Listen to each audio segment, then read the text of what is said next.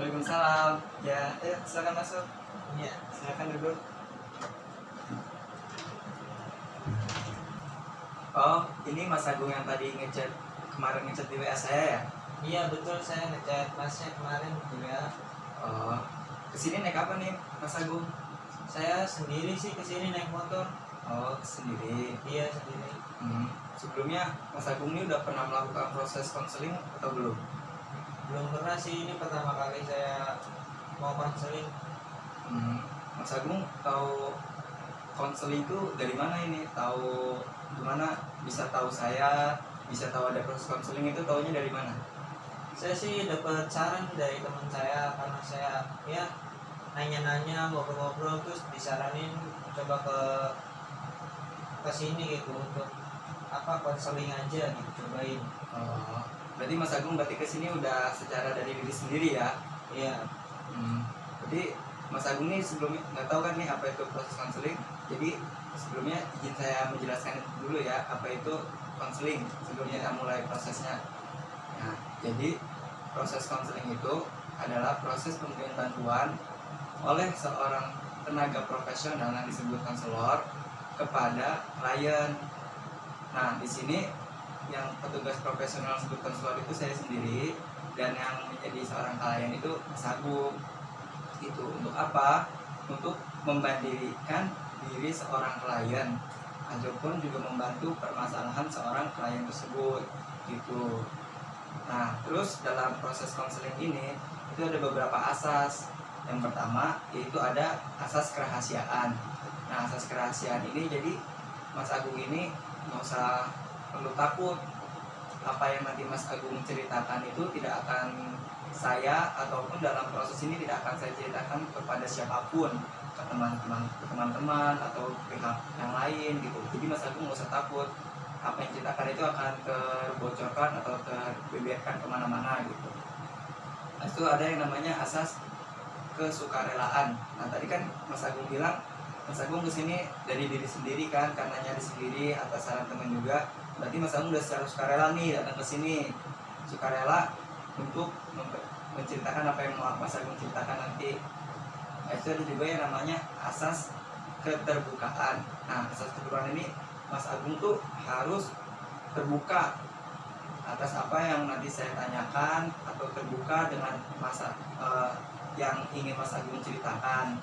Nah, saya juga akan terbuka untuk membantu secara penuh sesuai kemampuan saya menyelesaikan apa yang Mas Agung ingin selesaikan gitu.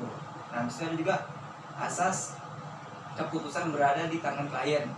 Nah, jadi saya nggak akan memberikan solusi, tapi keputusan yang Mas Agung nanti akan pilih itu berada di tangan Mas Agung. Saya nggak bisa menentukan itu gitu. Nah, sebelumnya saya izin memperkenalkan diri. Saya ini Sidik, Muhammad Sidik, yang akan membantu proses konseling saat ini. Sebegitu Mas Agung, paham ya? Ya paham. Apa ada yang mau ingin tanyakan tentang proses konseling ini sebelumnya? Nggak ada sih. Nggak ada. Jadi Mas Agung kesini apa nih yang ingin Mas Agung ingin ceritakan? Saya mau saya ceritakan tuh tentang ya pekerjaan saya dan juga kuliah saya. Saya kan sekarang tuh saya lagi kuliah kerja sambil kuliah. Ya. Nah, jadi itu kayak ya emang sih kayak nggak ada sebagian orang yang kerja sambil kuliah itu bagi dia ya nggak apa-apa gitu, normal-normal aja. Cuma kan nggak semua orang merasakan itu. Cuma saya merasakan tuh kayak nggak tahu kenapa tuh kayak berat banget gitu. Ini saya kuliah sambil kerja, untuk akhir-akhir ini semakin berat gitu, karena ya kerjaan saya juga banyak numpuk, dan perkuliahan saya juga tugas-tugas yang dikasih sama dosen-dosennya tuh makin banyak. Jadi saya dari pulang kerja langsung kuliah, nah kuliah saya bingung, selesai kuliah dapat tugas. Nah, saya nyampe rumah kan biasa lah udah capek lah, udah lemes lah, kayak aduh udah pusing gitu, pengennya langsung tidur gitu. Nah terus situ saya gimana gitu cara biar ini tuh nggak keterusan berlanjut gitu, berlarut-larut, karena kan kalau kayak ini terus saya bisa yang ada semuanya jadi berantakan gitu, kuliah jadi nggak kurus, bisa saya nanti yang ada nggak lulus, kerjaan saya nanti diomelin bos, soalnya saya dikasih tanggung jawab. Itu sih. Oh, jadi yang memberatkan Mas Agung ini dalam pekerjaan itu apa ya kalau boleh tahu? Dalam pekerjaan sih saya tuh ya dikasih kepercayaan sama bos saya buat nanganin tuh beberapa media sosial contohnya seperti itu, sama seperti saya membuat video dan konten. Terus akhirnya dari pekerjaan Mas Agung yang saya tangkap memberatkan dari tanggung jawab tersebut kan, Ya. dan akhirnya berimbas pada kuliah nih. Ya. Nah, akhirnya kuliah jadi banyak tugas yang belum terselesaikan. Nah, kalau boleh tahu apa sih yang membuat Mas Agung ini jadi tugasnya itu terbengkalai untuk saat ini tuh? Untuk saat ini sih karena apa ya? Karena saya yang lebih dipercaya sih sama bos saya. Jadi saya yang dikasih kepercayaan penuh untuk ngurusin bagian tersebut, media sosial tersebut, beberapa media sosial, edit video, desain, seperti itu contohnya. Nah, dan itu nggak bisa diselesaikan dengan waktu cepat gitu. Jadi sedangkan deadline-nya kan sudah ya mepet-mepet lah gitu. Sudah dekat. Nah, terus saya juga di pekerjaan saya tuh saya jadi kayak tegang gitu, kayak banyak pikiran, jadinya kayak tertekan gitu. Jadi tertekan karena kerjaan saya udah mepet deadline, terus sayanya belum selesai kerjaannya. Nah, mungkin jadi karena itu sih saya jadi berimbas ke perkuliahan saya. Jadi sayanya udah stres di kerjaan, perkuliahan kan, kuliah kan kita belajar nambah ilmu kan, pasti kan ada pusingnya lah. Nah, situ saya nambah stres. Nah, mungkin saya jadi males lah jadinya gitu, kayak gitulah, jadi males ngerjain tugas-tugas kuliah tuh. Yang paling males saya pasti berimbasnya tuh ke kuliah, karena saya jadi males banget untuk ngerjain tugas-tugas kuliah. Jadi karena begitu banyak tanggung jawab, banyak pekerjaan yang mendekati deadline, akhirnya kuliahnya jadi terbengkalai gitu ya. Iya, betul. Terus kalau boleh tahu juga nih, Mas Agung ini dalam pekerjaan sekarang itu Mas Agung ini bekerja kan sambil kuliah sambil bekerja, walaupun banyak kan orang yang melaksanakan hal tersebut. Iya. Nah, Mas Agung ini ngambil kan pasti pertama kuliah dulu dong sebelum bekerja. Iya, betul. Nah, Mas Agung ini ngambil dua ini, kenapa milih bekerja itu atas sukarela atau karena tuntutan atau apa dari diri Mas Agung sendiri nih? Kalau saya sih sebenarnya sih dari sukarela ya, karena saya mendapatkan pekerjaan ini tuh sesuai dengan perkuliahan saya. Jadi saya perkuliahan di multimedia dan saya juga bekerja untuk ngurus editor, desain, dan content creator seperti itu, berbau multimedia juga. Tapi alasan Mas Agung sendiri untuk mengambil pekerjaan tersebut karena kenapa nih? Atau karena sekalian menambah ilmu, atau sekalian menerapkan ilmu di pekerjaan tersebut, atau untuk menambah biaya, atau seperti apa? Paling utama sih yang saya ingin dapat tuh pengalaman dan menerapkan ilmu yang udah saya pelajarin sih di perkuliahan saya, seperti itu. Dan juga untuk biaya sih yaitu bonus lah gitu.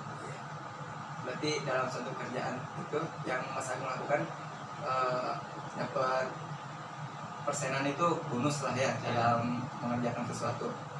Nah, berarti dari yang saya ambil dari cerita Mas Agung ini, berarti Mas Agung ini alhamdulillahnya diberikan ada sisi positifnya. Mas Agung diberikan kepercayaan, diberikan tanggung jawab dari pihak perusahaan tersebut.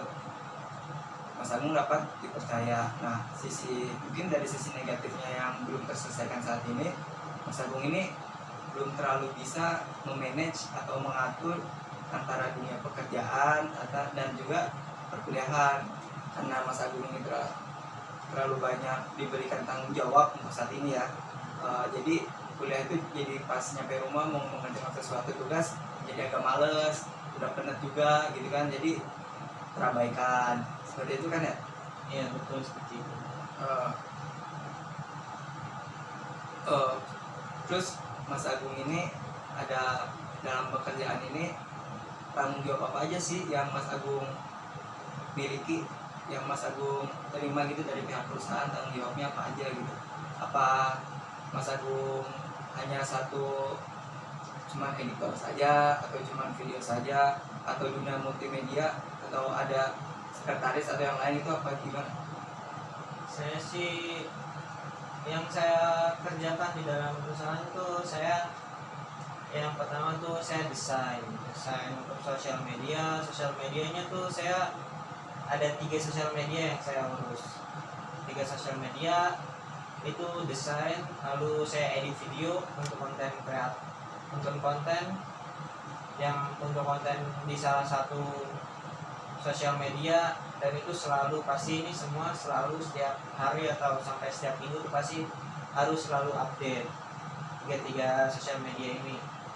Lalu saya sih juga ada megang tuh website, saya programming website itu saya megang, walaupun itu update-nya tuh ya hanya sebulan sekali itu update-nya website.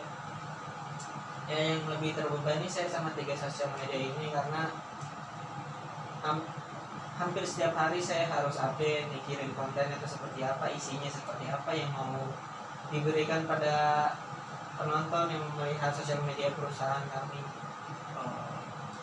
Jadi Mas Agung kayak lebih banyak di media sosial yang untuk saat ini ya, karena hampir setiap hari update. Kalau untuk masalah tanggung jawab di website, karena masih sebulan sekali gitu kan. Iya.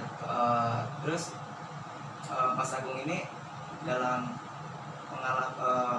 ngambil antara kuliah dan kerja, udah berapa lama nih Mas Agung ngambil kerja ini? Apakah dari 2 tahun lalu? Mulai kerja ini dari kapan? Saya mulai kerja tuh dari 2 tahun lalu. Jadi saya kuliah dulu setahun, terus saya setelah setahun tuh saya dapat panggilan kerja. Nah, setelah pada panggilan kerja itu sampai saat ini saya masih bekerja, dan itu udah berlalu selama 2 tahun. Berarti Mas Agung udah ngambil kuliah sambil kerja nih, melaksanakan kegiatan ini dari 2 tahun lalu ya. Dari setahun pertama kuliah, habis itu baru kuliah sambil kerja. Iya. Nah, tadi kan Mas Agung pertama kali bilang kan bahwasanya Mas Agung ini baru-baru ini nih merasa penat nih. Nah, berarti sebelumnya ketika pertama-tama mulai kerja, Mas Agung gimana melaksanakan dunia 2 pekerjaan ini, antara kuliah dan ini? Mas Agung bisa melaksanakan atau baru akhir-akhir ini aja nih yang Mas Agung merasa pusing atau merasa terbengkalai untuk saat-saat ini? Awal-awalnya sih saya pastilah kayak orang transisi dari yang nggak bekerja ke yang kerja kan pasti berasa gitu. Contoh kayak capek, pusingnya nambah. Itu untuk awal-awal tuh pasti saya tuh merasakan ya berat lah, kayak berat. Awalnya ngurusin kuliah sama kerja tuh harus seimbang, gimana caranya. Dan awal-awal tuh berat, cuma setelah beberapa bulan itu saya ya jadi lumayan ringan saya jalanin. Cuma setelah kan kita pandemi ini ya, jadi semakin kesini tuh saya semakin kalau yang sebelum itu saya belum terlalu di-push soalnya sosial media, dan saya waktu itu saya belum megang 3 sosial media, makanya saya masih bisa kuliah dan bekerja dengan baik gitu. Nah, untuk saat ini saya di-push 3 sosial media itu untuk update setiap hari, karena kan sekarang kan lagi pandemi, jadi apa-apa tuh serba online. Nah, di situ ya perusahaan saya nge-push untuk lebih fokus ke online. Jadinya ya untuk sampai saat ini, akhir-akhir ini saya makin terbebani gitu sama hal tersebut. Ya. Jadi yang saya ambil dari cerita Mas Agung ya, berarti Mas Agung tuh dari sebelum baru-baru ini 2 tahun kemarin, 2 tahun sebelum melakukan pekerjaan ini, ya emang kata Mas Agung pertama mungkin masih merasa capek karena masih baru gitu ya, Ya. penat karena melakukan suatu kegiatan yang baru. Nah, tapi akhirnya kan Mas Agung bisa tuh melaksanakannya, dan makanya karena mulai masa pandemi ini Mas Agung ini mulai dunia marketing itu mulai online kan, jadi Mas Agung selalu di-push untuk melakukan update-updatean terbaru di sosial media itu. Ya. Berarti Mas Agung dulu pernah merasakan bisa tuh memanage waktu sebelum ini kan, gimana caranya nggak sepenat ini. Berarti Mas Agung baru penat nih sekarang ini. Iya betul. Nah, Mas Agung waktu sebelum ini gimana sih cara Mas Agung waktu itu menyelesaikan pekerjaan itu dulu? Mas Agung dengan cara apa biar perkuliahan dapet, tugas pekerjaan selesai, itu dulu Mas Agung caranya itu seperti apa? Caranya sih waktu itu ya saya kuliah ya kayak saat itu tuh saya merasa bersemangat sekali gitu. Wah, saya dapat kerja gitu. Terus saya ingin mempraktekkan sih apa ilmu yang saya dapat dari kuliah ke kerjaan saya. Dan saya tuh kayak ya saya rajin ngerjain pekerjaan kantor yang sangat saya berusaha selesaikan dengan cepat. Saya berusaha selesaikan dengan cepat, lalu jadi tidak mengganggu perkuliahan saya, atau jadi saya tidak kepikiran saat di rumah atau saat pas saya berkuliah seperti itu. Jadi saya membagi waktu ya, kerjaannya itu jadi jangan sampai pekerjaan saya itu saya kerjakan atau saya urus tuh saat saya udah di rumah atau saat saya sudah pulang kerja gitu. Jadi tidak mengganggu perkuliahan saya. Ya. Jadi seperti itu. Kalau boleh tahu juga nih, apa sih yang waktu Mas Agung bisa semangat waktu pertama-tama itu karena mulai bekerja itu kan, apa sih yang memicu semangat Mas Agung ini dalam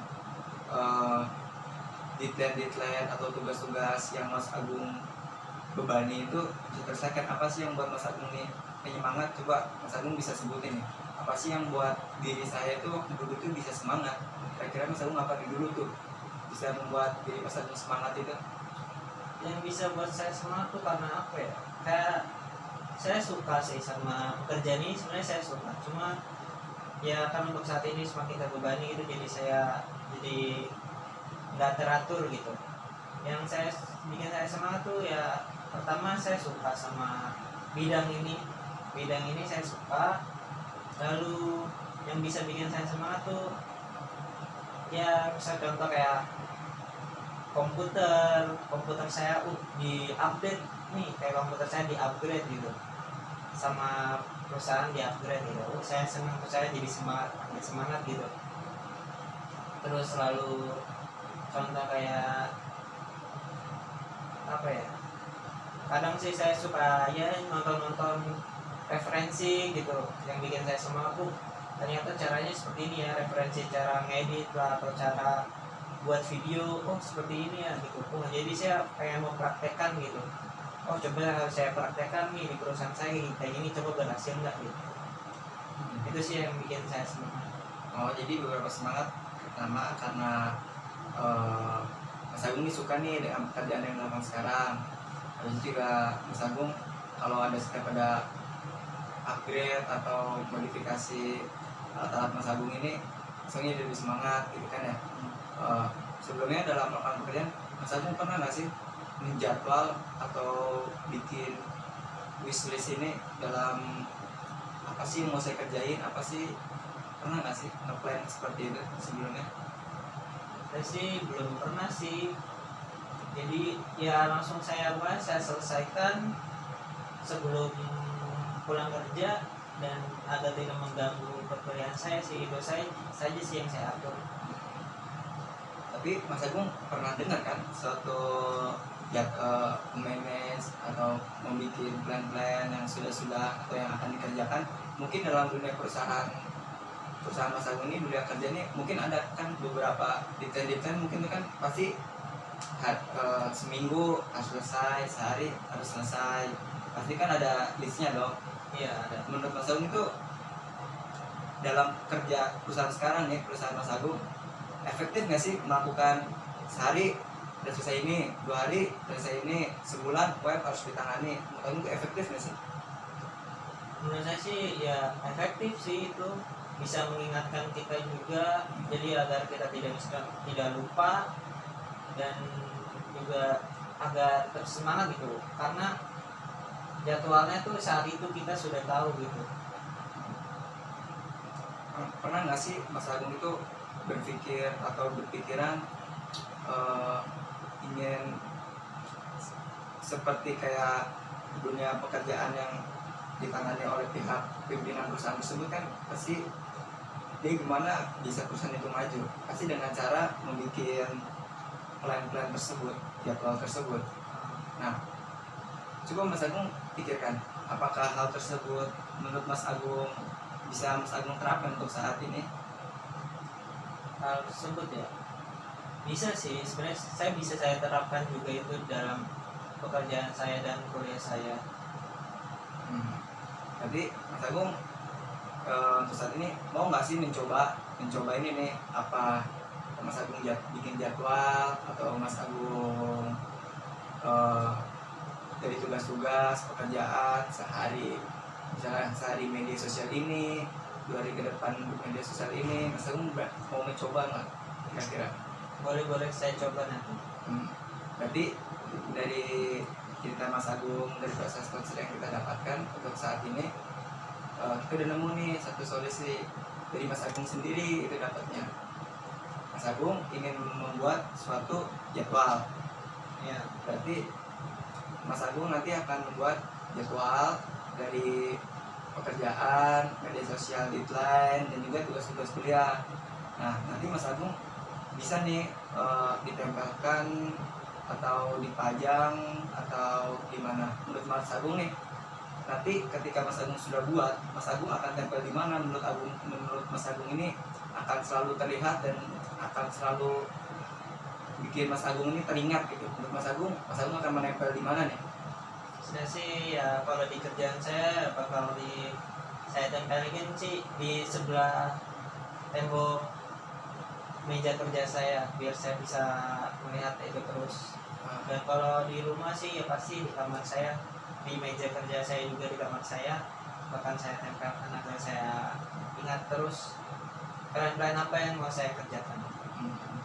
Berarti Mas Agung akan buat 2 jadwal nih.